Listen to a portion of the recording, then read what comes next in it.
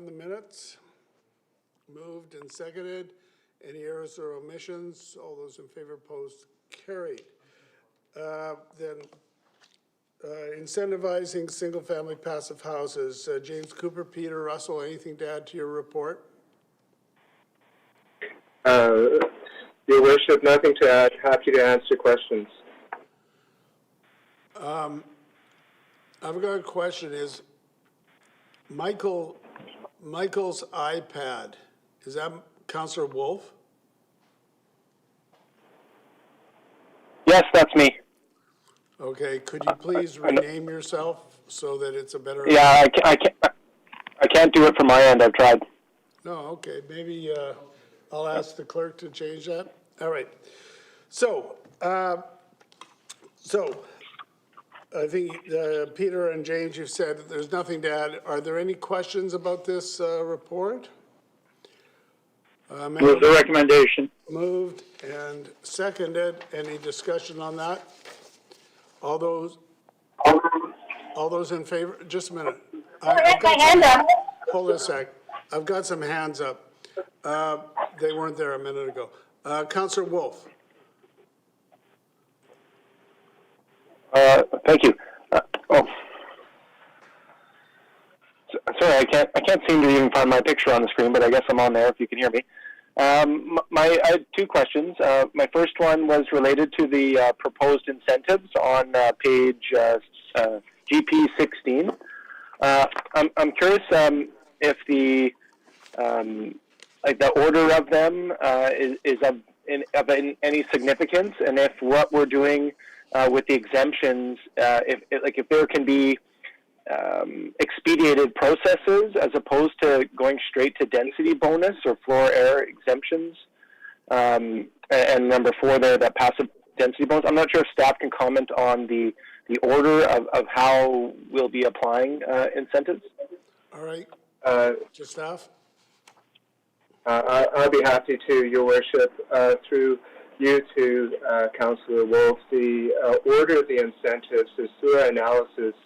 We find that a typical 2-story home in the city of Richmond, the area of the wall, the exterior wall, contributes about 10% to the overall area of a house. Now, to go to a passive, not to passive house, but to energy SEPCO 4 and 5, it is assured that you will need a thicker exterior wall. So the incentives of the 5% for those 2 levels of going to STEPCO 4 and 5 represents the additional 6 inches of exterior wall thickness you would need in order to achieve those levels.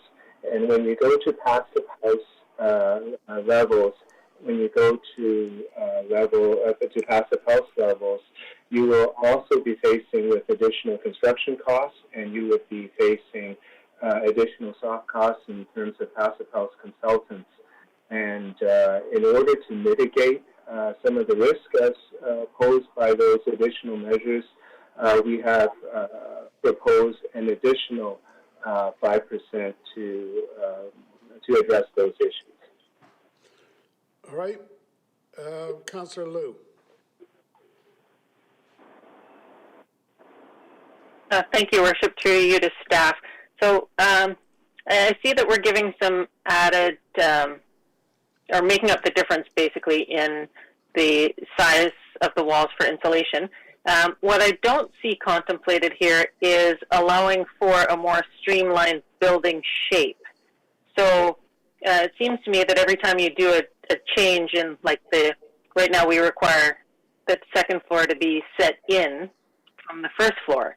Whereas if we allowed a smaller footprint of the whole building and had a same size second floor and first floor, you'd have fewer thermal breaks in the building and a more efficient building. So I'm wondering if someone's building a passive house and then it looks like a passive house, doesn't that help us teach people about what passive house looks like and everything else? And I know it doesn't really fit with the sort of form and character that we're trying to get people to build if they're not having a passive house.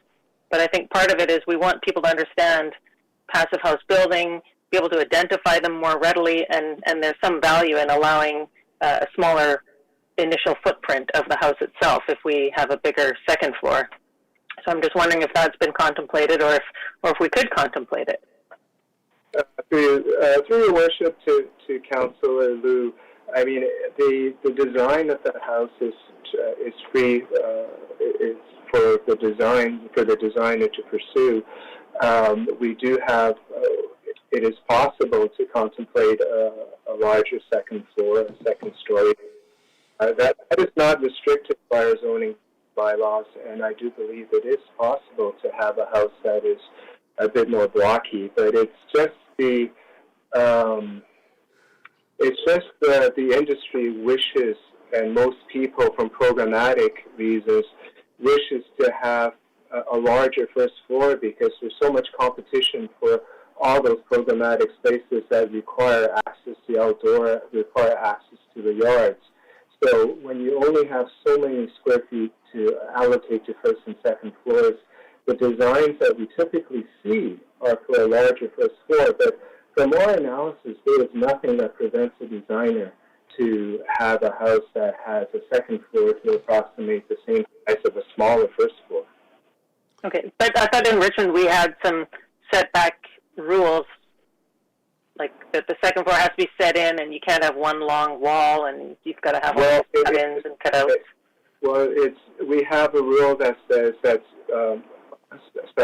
through your worship to Councillor Liu, we have rules that actually limit how much the first floor how large the first floor can be. So there are setbacks for the maximum size of the first floor, meaning that there are minimum setbacks for the first floor size. But there's nothing stopping a designer from setting that first floor further back from the side yard, the minimum side yard setbacks, or the front and rear yard setbacks. In fact, we would welcome that. We would welcome the house being further away from the minimally required yard setbacks. Oh, okay, so they are allowed to go smaller. Okay, thank you. Oh, of course. Councillor McPhail. Thank you, Your Worship, and through you to staff. I thank you very much for the report, and I support it. And I think that the recommendation number 3, that the outreach and education program is really important. And I acknowledge that you've done a lot of work with the building community, but I think, there will be some work to be done with the public at large. So thank you for that. And I'm just wondering, I was thinking about adding a number 4 and an update in a year or 18 months, and look to you for your suggestion, because I think it'd be interesting to hear about the comments from the public, the uptake from the building community, what's everybody's experience. So do you think a year or 18 months would be a good time? Through your worship to Councillor McPhail, I think that we staff wholeheartedly embrace that suggestion, because I think, as with all things to do with administering building efficiency and administering a better construction protocols for getting more efficient buildings, it's an iterative process. Is always a live document. It's always an iterative process to see where things are going. All right, and we would embrace that. So let's just add in number 4 that it'll be reviewed in 18 months. Give us some time to get going. Councillor Steves. Yeah, thanks. I definitely support the recommendation, but I like Councillor Liu, I had a question in terms of the form and shape of the building. So that's been answered. But I have another question. I've got a granddaughter who now is living in a tiny house, and it is so well insulated, it's almost a passive house.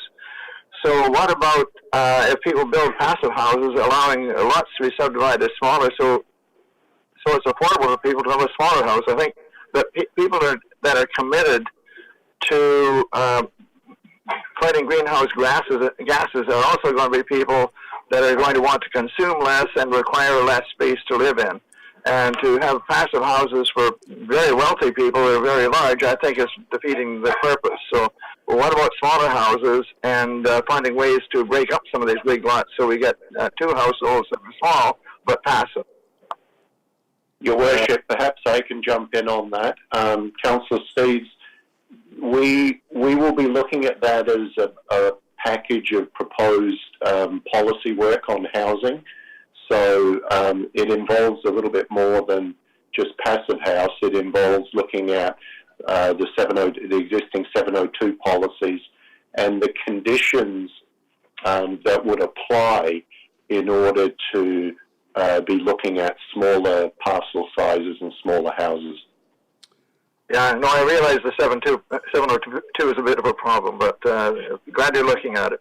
And if I may, we intend to bring forward terms of reference for that work in the next 2 or 3 months. Fantastic. Councillor Day. Thank you very much. Yeah, I'll also be supporting it, but I just had a few questions.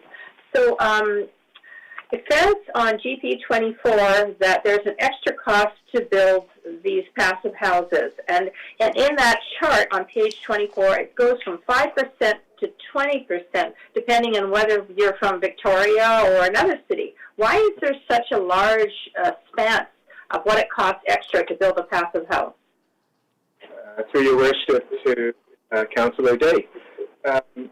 It's when you express the cost to build passive houses, always an additional expense. So the different areas represent different economic conditions. So, for example, I was talking to officials in the city of Vancouver and to builders and designers and architects in the city of Vancouver, and they're whimsically saying that, oh, wow, you know, passive house is so simple. All we have to do is to trade in for a lesser line of appliances, and we can do that. And so they were building houses at $1,000 a square foot. So these figures sort of are encompassing the overall economic conditions of the different regions or different municipalities in the region. So I would suggest that someone building in Chilliwack or in Abbotsford, the additional cost to build a passive house would be very much higher premium than what is the average price of building there. And the price for building in Shaughnessy, you may be possibly building for the same price of a passive house there. So, so I think that's what we're seeing. All right. And one other question. Yes. One other question on GP 30. The penalty, if they say they're going to build a passive house, but they don't build a passive house, is that they'll pay more in fees, like 10% more. But if they've already built the house 10% bigger, how do we keep them honest? And how do we know that they're actually doing what they say they're doing? Through your worship to Councillor Day, there are 2 points to that. So should somebody go through construction and halfway through say that, no, we're no longer building a passive house, and they've already framed in a 10% larger house, that construction shall stop because that permit shall no longer be valid because they are no longer building the approved design. So that construction shall stop, and the only way to resume the construction on that property will be for a new building permit. So, and that will, you know, and if it's not the passive house, that will entail removing the additional area. Okay, so then can we add that information to the last paragraph on page GP 30 before we go to council, general council meeting? Because I think that needs to be in there, because I was very concerned when I read this. I thought, well, that's not enough. So can we add that? Through your worship, yeah. Okay, thank you. All right. Councillor Wolf, you've already asked questions, and we've got a long agenda. If it's brief. It's amendment related. Yeah, thank you. So I was going to ask this before, but I didn't get around to it. But there's no mention in the report about agricultural land. So would we still be allowing the larger building, even if it's to our restriction of 400 square meters? Through your worship to Councillor Wolf, no, whatever building size on the agricultural land shall be limited to 400 square meters. Okay, so even with building passive house, they wouldn't be allowed to build larger. So thanks for confirming that. I didn't see it in the report. I'm not sure if it was there. The last one was it was related to the requirement of these buildings to have a heat pump, or can they still include a gas furnace and get all of the incentives? Through your worship to Councillor Wolf, no, the definition of passive house is that by building this house, you will not need a mechanical system for heating and cooling. So all the work of mediating the energy needs is through the walls and through the design and through the siding, and there would be only minimum energy requirement to heat and cool the house. Energy, as part of that definition, is the energy that would be falling on the property itself would be the criteria. Great. So then, just to clarify, they could still get gas to the house for cooking, but would they be allowed to still get gas for heating and furnace? Through your worship to Councillor Wolf, is the amount of heating appliance. They will not be. It would not meet the passive house standard to have a gas heating appliance or electric heating appliance, but it beyond that, which of the energy that falls on the site. And certainly there would be allowed a gas for cooking. Great, I appreciate that. Thank you for that. All right. So with number 4 added, which is to have this reviewed in 18 months. All those in favor?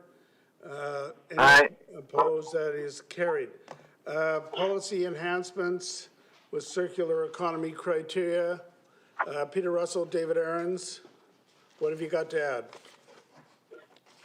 Mr. Chair, only staff wanted to note an unfortunate typo in the recommendation, and the policy should read 3104, Right. not 3014 as noted. All right. Someone want to move it? Moved and seconded. I just wanted to note that the National Zero Waste Council has something called the Circular City and Regions Network, which is starting up, I think, in March. So more on that to come. Okay, I've got 3 questions so far. I'm going to ask the questioners and the staff to be brief. We've really got a long meeting today, a long set of agendas, and we've got to be in public hearing at 7. All right, Councillor Wolf. Thank you, Your Worship, to staff.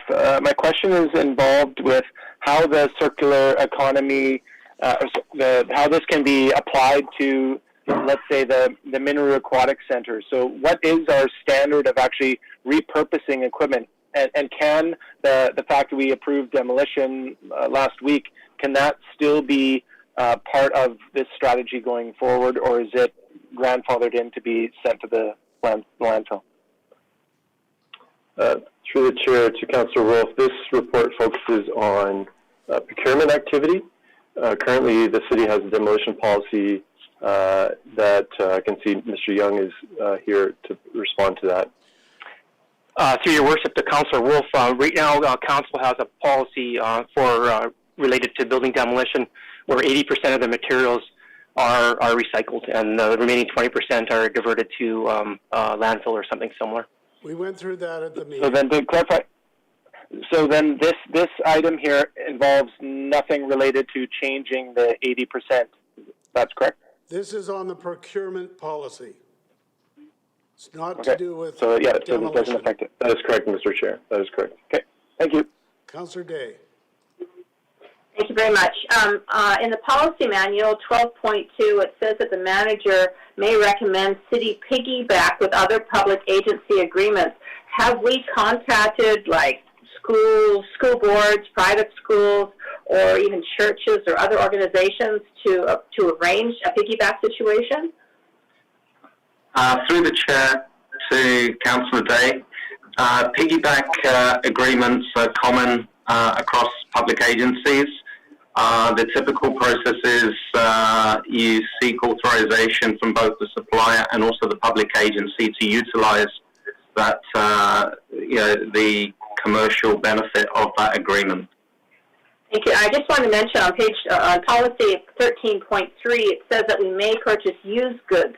I'm really happy to hear that because there's a lot of good material out there, and so why always buy new? Thank you for the report. Councillor Steves. Thanks. On 4.1, procurement methods, it mentions the various trade agreements. And those that were on council at the time, when we set up our policy some years ago, we said we were going to have free-range eggs in our coffee shop and other facilities.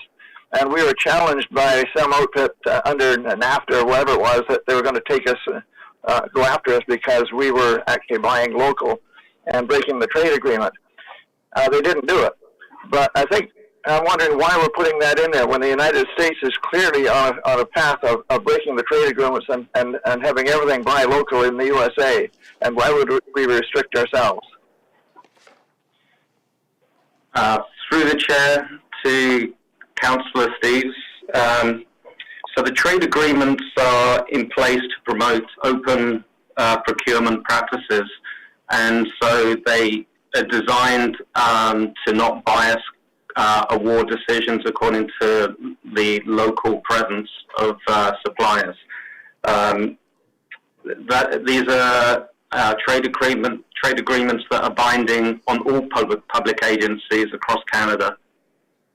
I know that. I made a presentation on behalf of Metro Vancouver when they came in some time ago, warning that cities were going to be bound by this, and that's why I'm questioning why we would put in our legislation. We actually opposed it. Richmond opposed it. Metro Vancouver opposed it when these trade came in, and I was the person that spoke at the hearings on it. So I know all about the trade agreements. I'm just concerned that we shouldn't really have to put it in. We might live by the trade agreement, but I don't see why we put it in. Maybe what staff could do is take a look at that between now and the council meeting and give us more information by way of a memo on that point. Councillor Liu. Thank you. Through you to staff, thank you for this report. On GP 56, you've got a fairly comprehensive list of the different indicators that you would use. Do you have some sort of way of using this as to inform like a matrix way of evaluating each procurement or comparing two procurements that are similar? Like I see that you're using it, but does this then inform some sort of matrix then evaluation? Through the chair to Councillor Liu, in short, yes. This criteria would be a criteria that staff would seek to include in future procurement activities. However, the report identifies that would be done through pilot projects in the short term, and once we assess process and progress on those activities, we will be able to refine criteria. But absolutely, the items on this in this table would be used as a starting point. Okay. Should we be setting some sort of a threshold, like percentage cost threshold, so that a decision has to come to council if it's, say, over 50% more expensive, but it meets all these different criteria for circular economy? Like, do we need sort of a fail-safe, if you will? So if two projects or two procurements are being evaluated and they're quite costly, one is circular economy and there's a big price difference over the non-circular economy, should it come to council at that point and not just inform us at the $75,000 threshold? I think that's up to us if we want to set that. Maybe we should take the idea from the previous one and ask for a review of this, say, in 18 months. That would give us a better frame of reference for that question. Would that work for you? So we'll let's see now. We've got this on the floor. We'll just have the review in 18 months unless anybody's objecting to it. Okay, let's call the question. All those in favor? Any opposed? Aye. That's carried. Now, we've got the housing. I was opposed. I'm sorry? I was opposed, sorry. I was opposed. I had my hand up. Sorry. Really? Okay. We've got the application for the temporary use permit on Smith Street in Bridgeport. We'll hear from staff on this. We've got a bunch of delegations. I'm not sure they really want to speak to us about this, but what does staff have to tell us? Thank you, Your Worship. It's Sarah Badgell speaking. The staff report before you today was regarding an application for a temporary use permit for a period of 3 years, and I'm happy to answer any questions you have. Thank you. Okay, so to be more full about this. This is so that we can have temporary modular housing, similar to what we have on Alderbridge, right? Yes, Your Worship. And it's going to be for a period of 3 years. Okay. I've got some questions. I've got Councillor Day and then Councillor McNulty. Thank you very much, Mayor Brody. So I'm excited to see another modular housing come in, but I was a little concerned because the name of the people running it hasn't been announced in this report. Wouldn't we want to do that at the same time that we approve this? Through Your Worship to Councillor Day, there is actually a service provider identified in the report that is Community Builders. Oh, I thought they were the builders. Sorry. Okay. Do we have examples? Okay. Sorry, I misunderstood that. Next question I have is, given the very close proximity to the SkyTrain station, it will attract friends of the people staying there who may be criminals. What security model will be in place, such as you have to be buzzed into the door or signed in? How do we know that we're not attracting sort of the seedier side of life? Through Your Worship to Councillor Day, the facility, apart from the main entrance, all doors will only be accessed by residents or staff of the facility.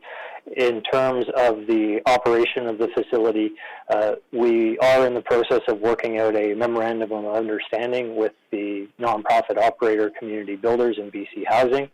We do anticipate that memorandum of understanding will be modeled after the existing memorandum of understanding for the Elmbridge site. Okay, well, we've learned a lot from that one. Thank you very much. Councillor McNulty. Yeah, thank you, Your Worship.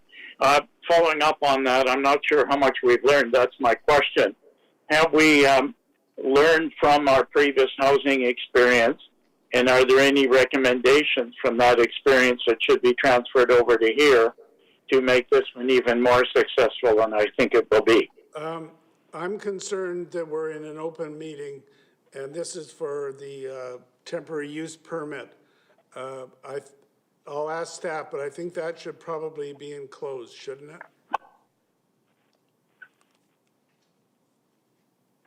Through Your Worship to Your Worship, yes, we can discuss this and close. But I just think, Your Worship, I'm looking for the positive things. We have Elmbridge was very successful. It's continuing to be successful. Yes, there are small nuances on it, but this is in a different area. And I think we need to tell people about the successes that we have, not in private, but we need to tell them in public that modular housing is working. And, this is our second one, and we should continue maybe to do a third one somewhere down the road. All in due course, but there is a closed report, and we'll answer your question as part of that. Now we've got a number of delegations. So I've got Naomi Brunemeyer, BC Housing. Now, we're talking about the temporary use permit, not the details of an MOU or an agreement. Madam, do you have anything to delegate and tell us? No, Your Worship, I don't. All right. Then we've got Vanessa Wong from BC Housing. Same question. Nothing for me. Thank you. Mike Coyne from Landsea, which I take it is part of the construction or something. Is there anything you want to tell us?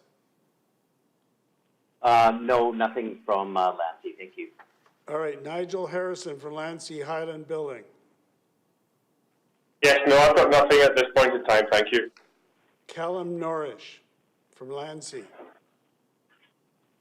Nothing for me, thank you. Okay.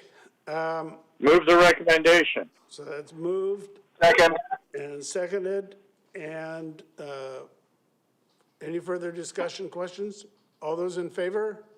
Any opposed? Aye. Any opposed? That is carried. Someone want to move adjournment? Okay, we are now adjourned. And if you give us a second, we'll just go to the Finance Committee.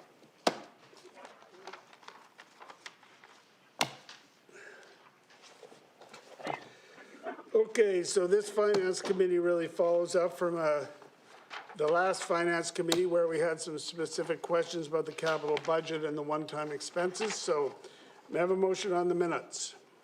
I'll call the meeting to order. Okay, so the minutes are moved and seconded. Discussion? All those in favor, opposed, carried. All right, so additional information on the 2021 proposed capital budget. Ivy Wong, Jerry Chong. Thank you, Your Worship. Nothing further to add, and staff are here to answer any questions on their projects if there's any questions. Thank you. Yeah, there's bound to be questions, but I just want to emphasize, I'll put it as a question. On page Fin. It's before my Yeah, it's on your email. Guys, please. I Guys. I think there's some stuff that we could probably find for it. I actually flagged it, so I already Mute the mics.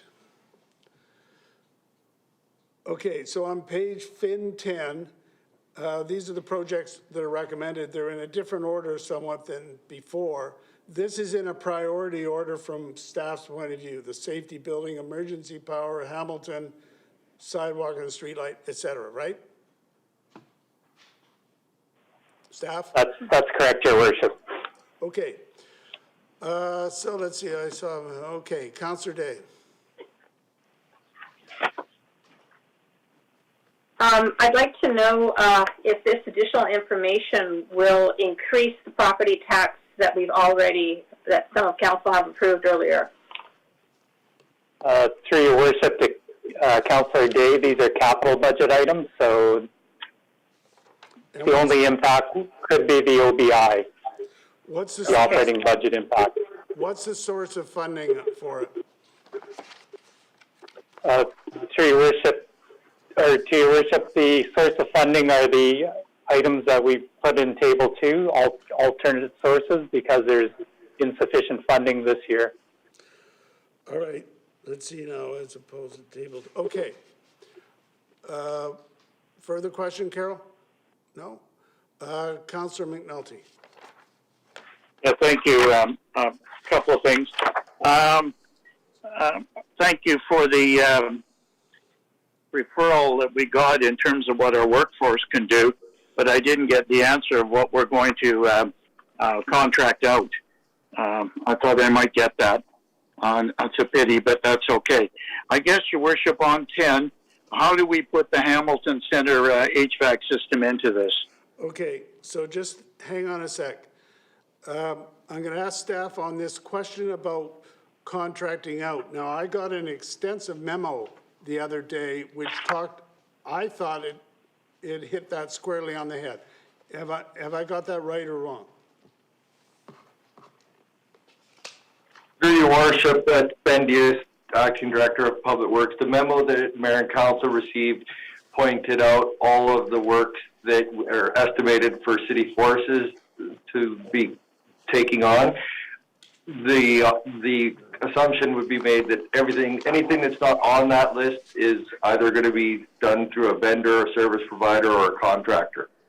Well, it also, the memo, which is dated February 2nd, it also talks about the estimated percentage of work through city forces. So it's not all 100% one way or the other. It's a combination of where we have a part and others have a part as well. Through Your Worship, that's correct. But Your Worship, I asked for what else.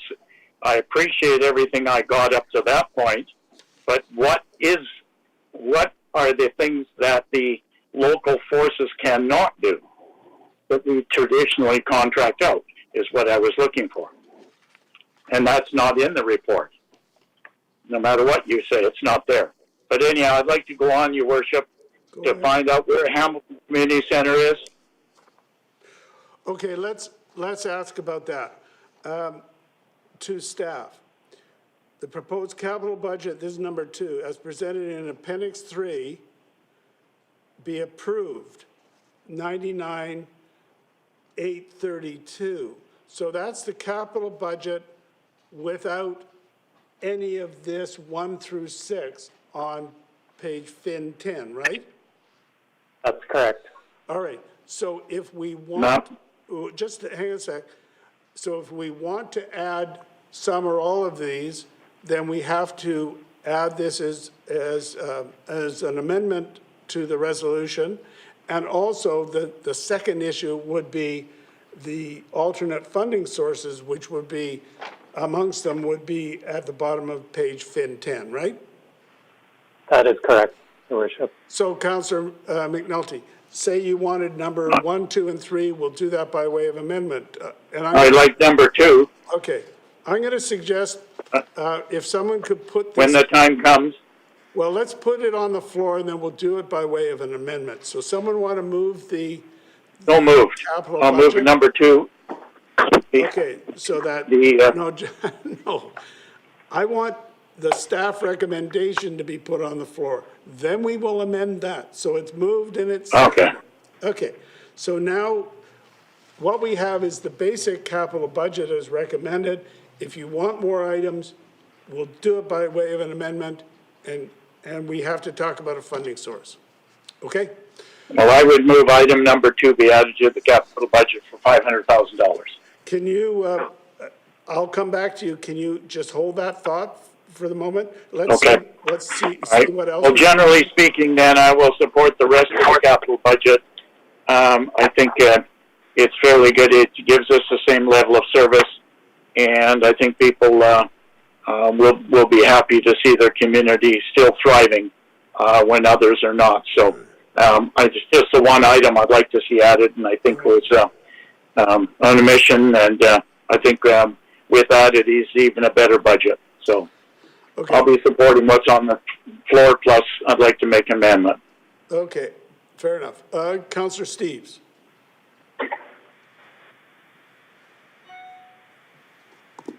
You're muted, Harold. You're muted, we can't hear you.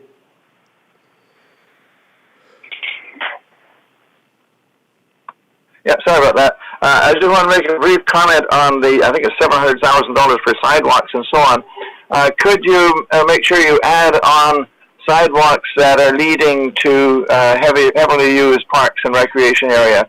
I put in a request to staff several months ago about the sidewalk on Stevenson Highway, the lumps and heaves in the sidewalk because it's heavily used by people going to the dike. It was fantastic. The crews came in, they leveled it all, and they put blacktop between the sidewalk and the curb to widen it up so people can self-distance.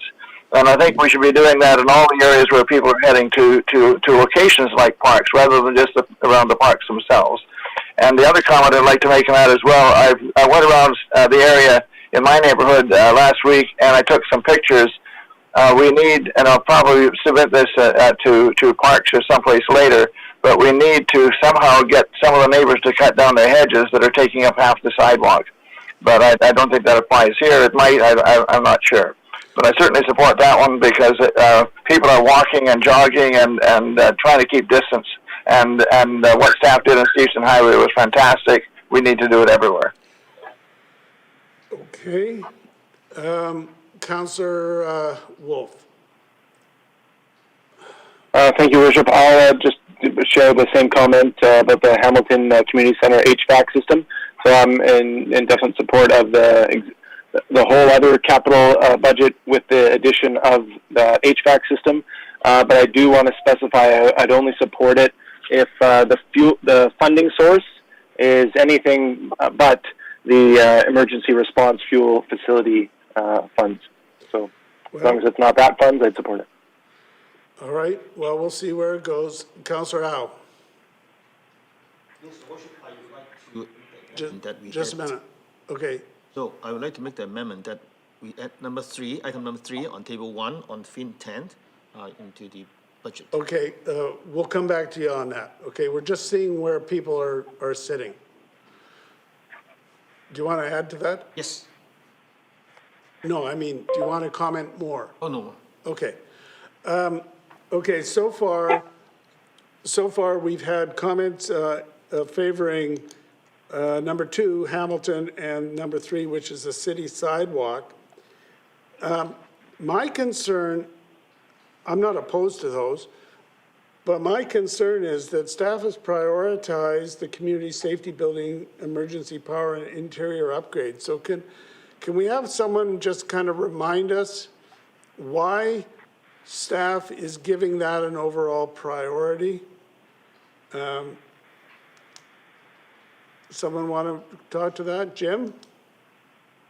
Yes, Your Worship. What we found working with the community safety building over the past several years is that when there are power outages at that building, the backup emergency power is insufficient to be able to maintain the regular operations of that particular building. So that means that the police operation can go for periods of time, 3 to 4 hours at a time on several occasions during a year, where they're unable to effectively operate all the different systems and processes that they undertake.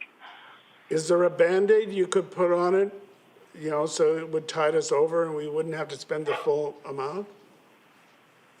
Through Your Worship, no, we have looked at the opportunity to look at Band-Aid solutions, and they're really the heart of the matter is that the actual system itself is insufficient to provide enough power to the building during a power outage.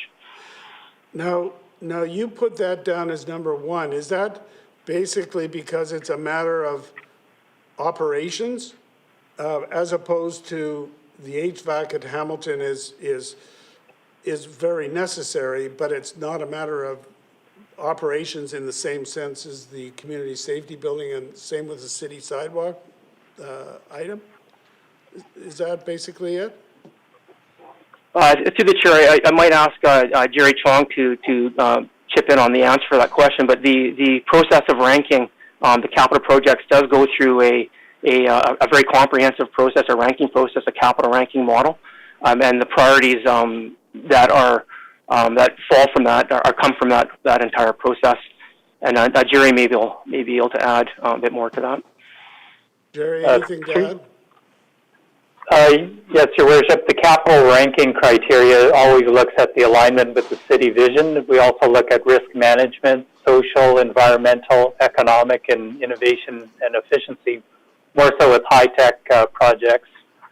And through this ranking on the capital review team, because looking at the health and safety issues, this one ranked higher than the HVAC system. They're all important projects, however, based on what project development has reviewed and based on the past service calls, this one was slightly higher than the HVAC. Okay. All right, any other, Councillor Liu. Thank you. I would move number 1. It seems to me, and maybe I've watched too many action movies recently, but we've just put it in public meeting that if the power goes out to our community safety building, the RCMP are possibly without proper resources for a few hours at a time. So it seems to me that this is something that really needs to happen, not just kind of needs to happen. Yeah. Okay. My suggestion as to what we do is this. We'll take amendments without identifying a funding source. We'll just take amendments to see what we want to add. And then we'll see what the funding sources are that are preferred. Is that okay? All right, if that's okay, I'll go back. Councillor McNulty, you were the first one to raise your hand on this, so we'll go back to you first. All right. Well, I'm going to, thank you very much.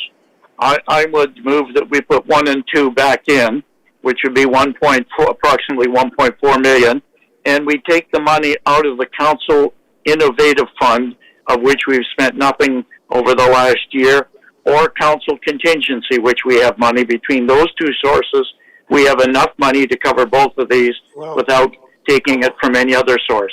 Okay, I'm just right now talking about projects, so I want to keep them separate. Well, I'm only moving 2, okay. 1 and 2. So you're moving 1 and 2. And 2. So again, we'll split them out. Some may not want to support both of them. So So that's moved 1 and 2. Is it seconded, 1 and 2? That is seconded. So that's moved and seconded. So without. I think we could ask Mr. Chong the sources, how much money is in both of the funds that I've suggested. No, we're going to come back to that. We're coming back to Okay. that. We want to see what we've got. So I'll call the questions separately. Those who want to add in number 1, add in the community safety building emergency power. All those in favor, can I see your hands? Okay, so who is opposed to that? Councillor Au? That's all I'm seeing. Okay, so that's carried. On number 2, Hamilton HVAC, all those in favor? Those opposed? I'm not seeing anybody opposed to that.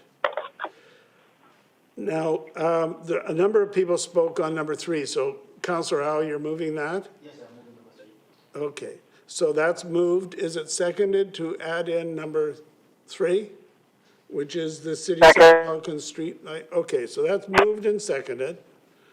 Any further, Councillor Au, you want to speak to I that? just want to speak to you because I think this is a very important item. Yes, we could talk about the public safety, the community safety building, but I think the power stoppage does not happen every day. But for this pedestrian safety and public safety, I think we need to have safe sidewalks and lightings. I think that's important. The people use it every day. And if anything happens, it can happen at any time. So that's why I think this is more important than the power system for the community safety building. So that's why I'm proposing it. And the police officers too. Okay, now hold it. Councilor McNulty, you need to mute your mic, please. All right, is there any other comments on the number 3, to add in number 3? Councilor Day. Thank you. I have no problem supporting this as well, but I also am vehemently opposed to using BAFFC emergency response fuel facility money. That has to be for emergency response when we have a jet fuel spill. So once again, I support the project, but I don't support the alternative funding. Well, if it weren't for some of us, we wouldn't have that, to be honest. So I'm going to call the question on number 3 to add that to the list. All those in favor? Those opposed? I'm not seeing anybody opposed, so that's carried. And those are the motion. Okay, so between those, we've got $1,890,000. So, Councilor McNulty, go ahead.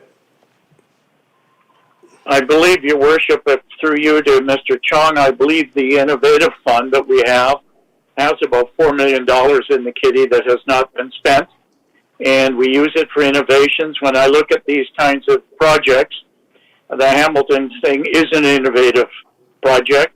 The sidewalks is innovative, and obviously we need police officers in this community, and we need them working, because if we have some problems with in the streets and what have you, we need to have them out there. So the community safety building has to be brought up to par too, and all of those are innovative. And I think that there's funding available there without going to any other source, because that money I don't think has been spent for 2 years, to be quite frank with you. I think there's a reserve from last year, and we also have the money allocated for this year. Jerry Chong, Through your worship. comment on that? Yes, through your worship to Councillor McNulty. I believe you're speaking to the Council Community Initiatives account. Yes, yes. Currently, there's only a balance of $746,000. Therefore, I would recommend the second funding source, gaming revenue provision. There's currently a balance of $1.9 million, and you can save the Council Community Initiatives account for another future council Thank you for your wise counsel, and I would suggest that. All right, so you're And moving, you give it another dormant fund. so you're moving that it come from the gaming revenue provision? That would take care of all three. Yes, thank you. So moved. Is it seconded? Yep. Moved and seconded. Jerry Chong, what's that fund used for? Through your worship, that fund is left over from when we first reallocated the way the gaming revenue was contributed to the reserves and the CCIA and grants. So as the change was made almost in the last quarter of the year, so this was the remaining from casino revenues during that stub period. Is that the fund that we pay the grants out of? No, your worship, that is not. Oh, we're in here. Okay. You go ahead. Other comments then? All right, so the motion on the floor is that all three items would be taken out of the gaming revenue provision currently at 1.922. So it's just enough to pay all these three. All those in favor? Any opposed? Anybody opposed? Okay, so that's carried. All right, I think that, that was the amendment.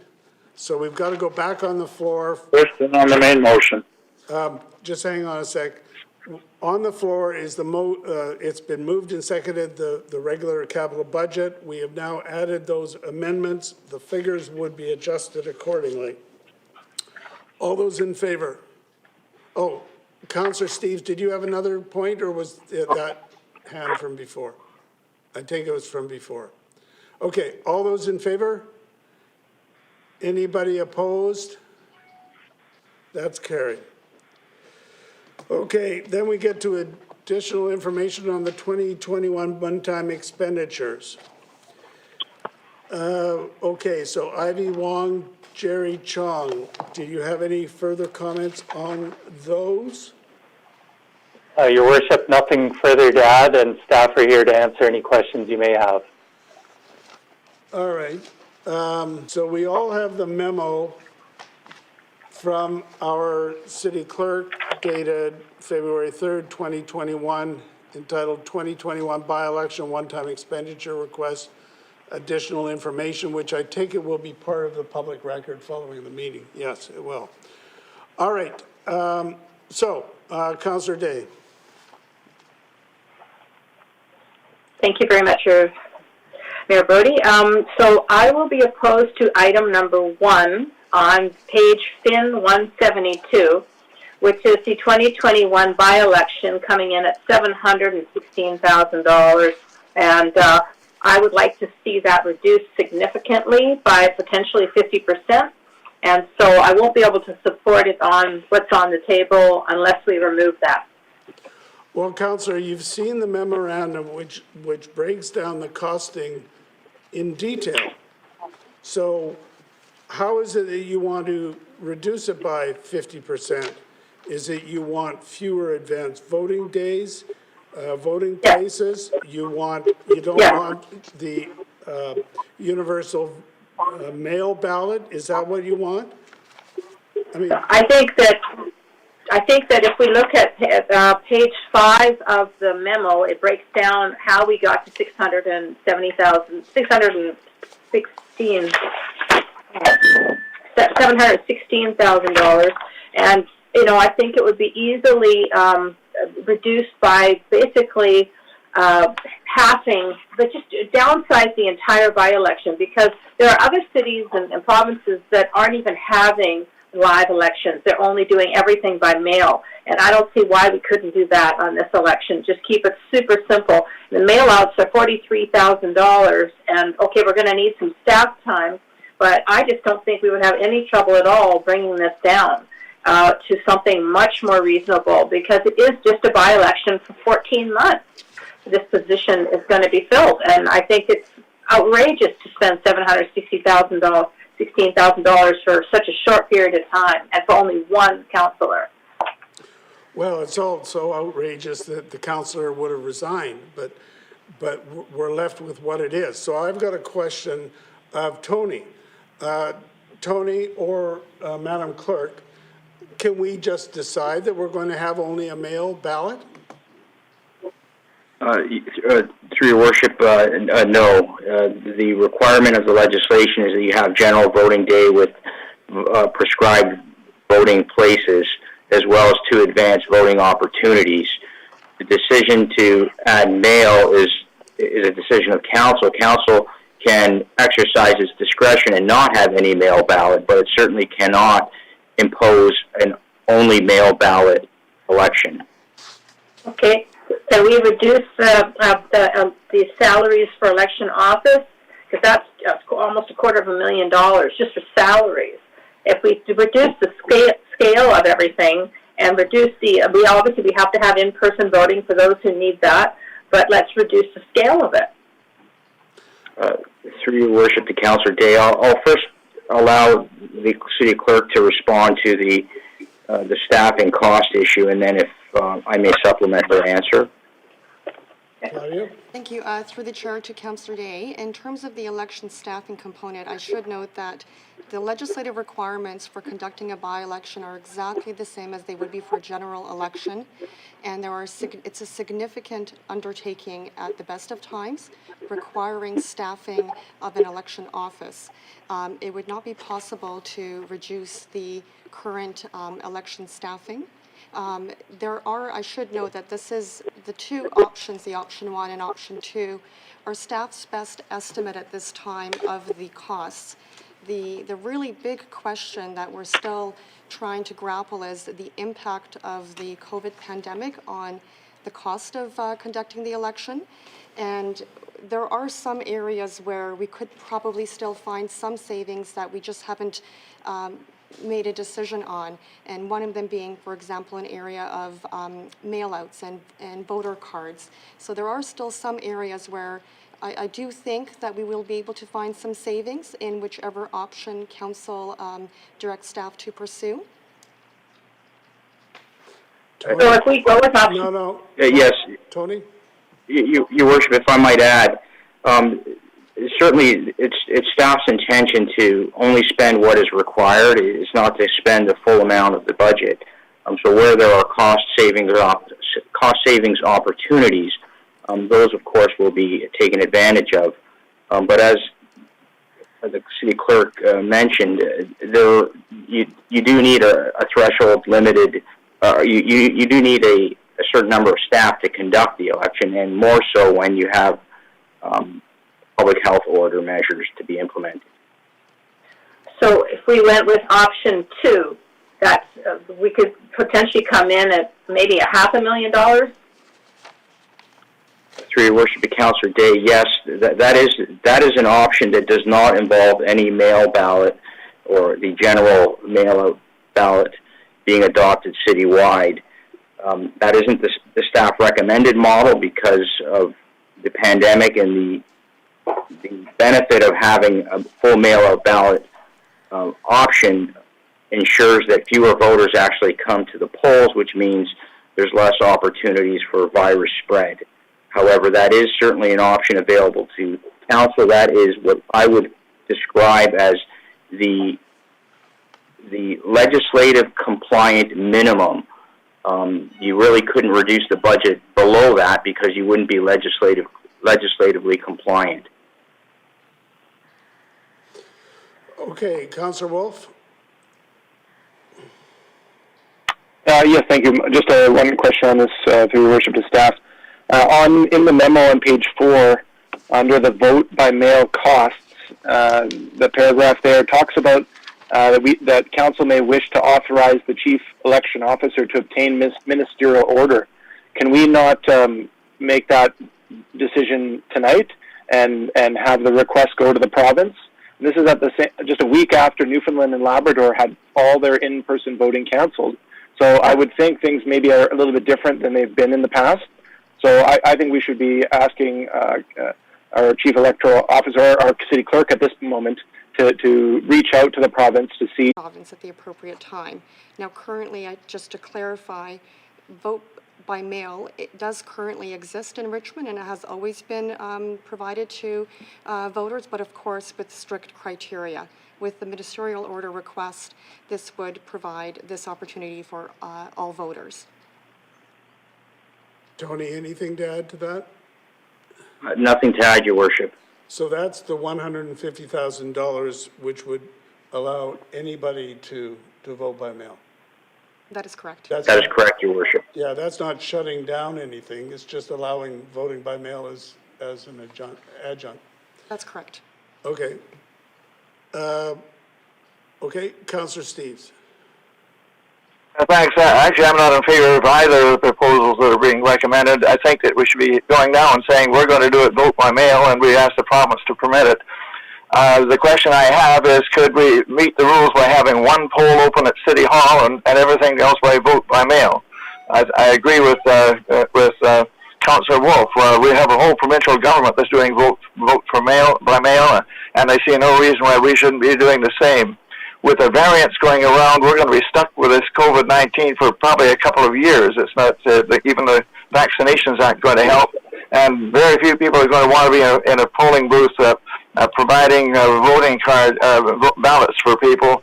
And there's going to be a lot of people aren't going to want to go to these polls to vote either. So we'll probably have an extremely low turnout for the money we're putting into it.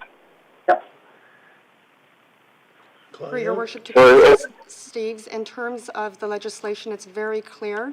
It provides a requirement for 2 advance voting opportunities, and that is why option 2 reduces the advance voting opportunities to 2. Those are statutorily required, that must be held. In addition to, there must be a general voting day for the by-election. It's very clearly, there are clear requirements set out in the Local Government Act.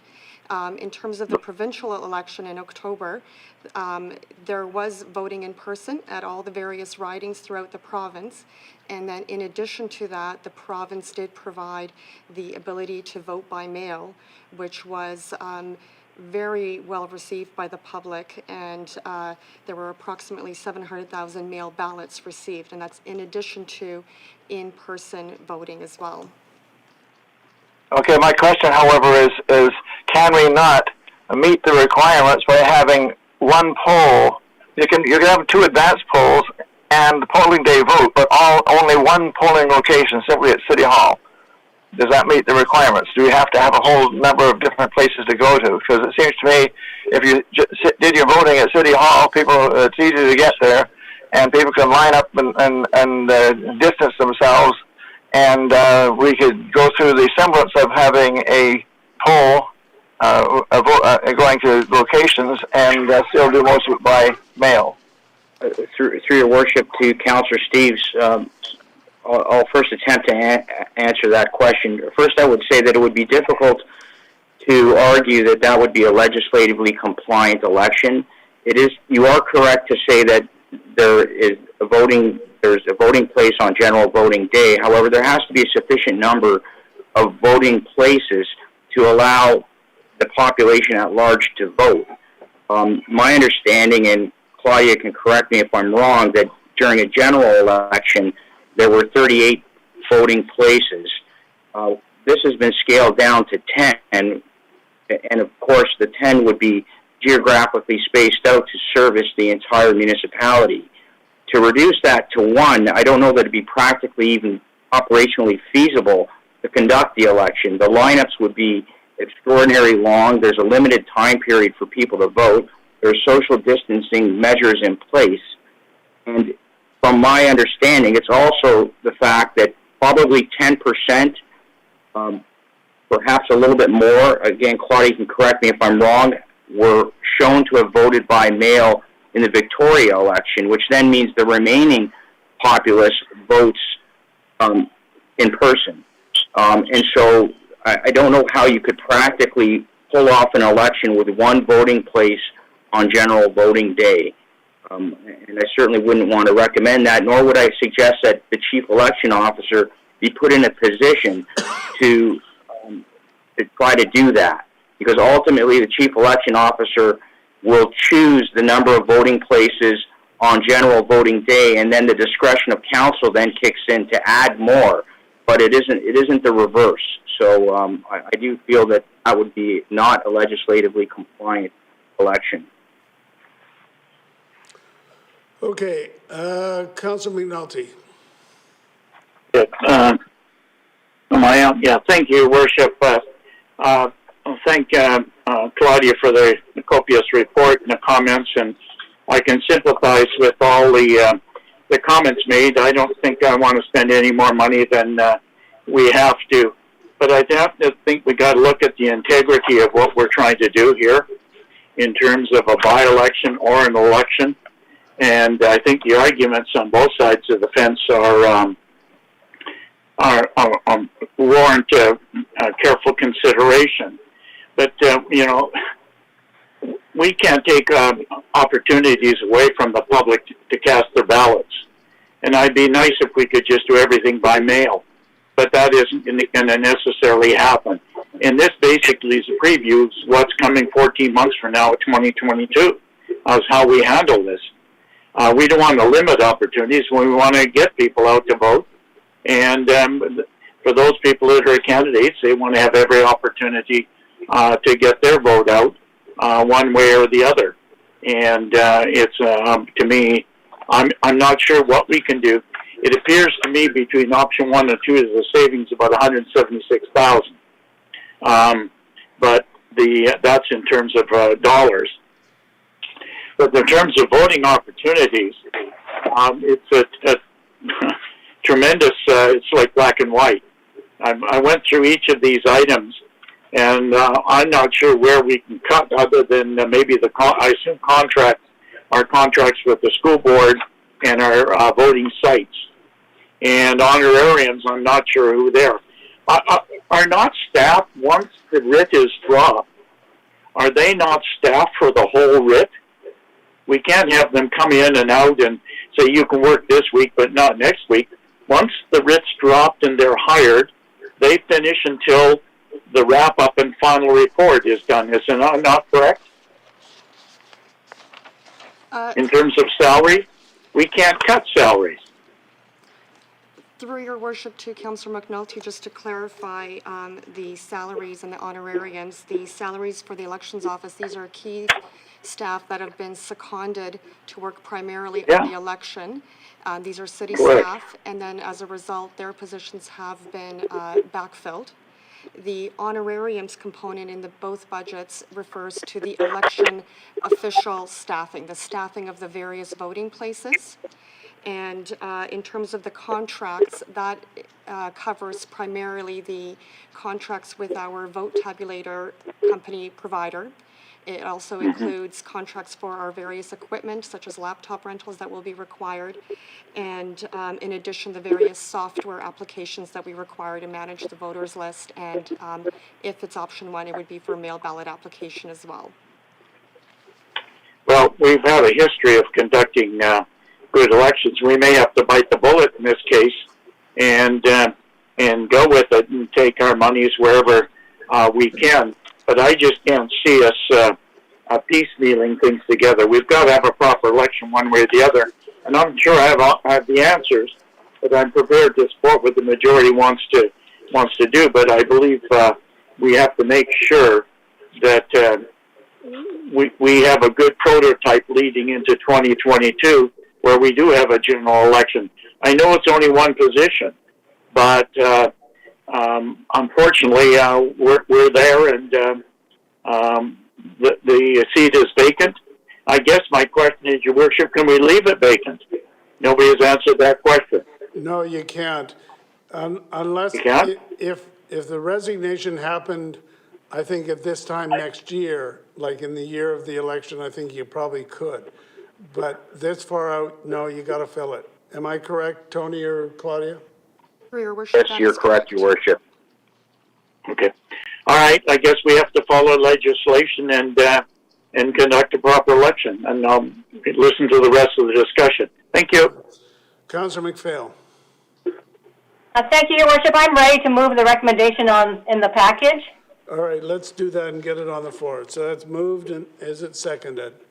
And moved and seconded. Go ahead. Thank you. Thank you. I want to thank staff for the extra material that we got. And I'm sure with regards to the by-election, we all find the cost distasteful, but staff have given us an in-depth report and answered all our questions here tonight. And I'm sure they're acutely aware that we're conscious of the cost and have said that there should be budget savings. There could be cost savings as we go along. And as Councillor McNulty said, I don't think we can, shortchange the election. I think we have to have a full and fair election. And with regards to the other items, we did get updates on those, and many of them, I think all of them, they have been approved by council previously. This is just to allocate the funding, and I'm supporting everything. Thank you. Okay, Councillor Day.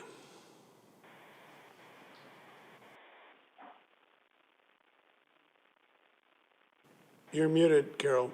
You're muted. Sorry about that. I want to make an amendment that we vote on number 2, number 3, and number 4, which is the fee, recreation fee, the city events, and the Red Cross separate from the 2021 by-election.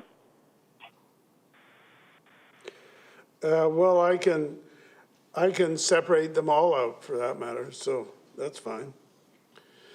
There's no opposition. What? There's no opposition. Well, we'll see. So far, there's Well, we'll see. We'll see. Councillor Al. Yep. I agree that we cannot compromise the integrity of the by-election. It's very unfortunate that we have to have one by-election and also the cost related. And also the fact that we only have one vacancy and only for about a year doesn't mean that it's a lesser important. And for that reason, I don't think we should compromise anything for the integrity of the by-election. I don't want people to complain later on, either way, saying that, oh, yes, you guys have changed the rules, and that's why, we don't have a fair or a good election. So I'd rather, bite the bullet and say that we spend the money, but I think that's the right thing to do. All right, anybody else on the motion on the floor? So I'm just going to check with Madam Clerk. So we've just said to approve the report, which includes those 4 items, right? So we could just separate those out, and you'll find the wording that's appropriate for that. Correct. Okay.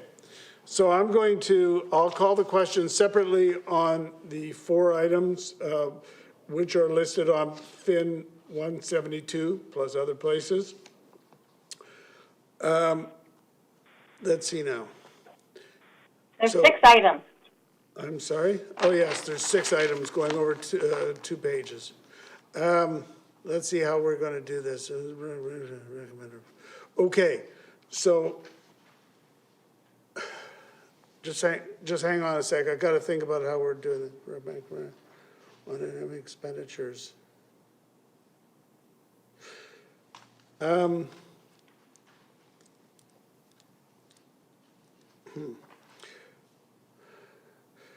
going to change that wording that the recommended one-time expenditures totaling 1081269 as follows be approved. And so we'll take we're going to call number 1, then number 2 with the by-election, then number 2 with the recreational fee subsidy, et cetera. That will work, won't it? Okay. So we'll call the question on number 1 to receive this for information. All those in favor? Any opposed? You're opposed. You're opposed to receiving it for information. That's what you're saying. Okay, that is carried with Councillors Day and Wolf opposed. Amazing. So on for number 2, we'll call the... Steves was opposed too. Councillor Steves was opposed as well. Councillor Steves is opposed to receiving it for information. Wow.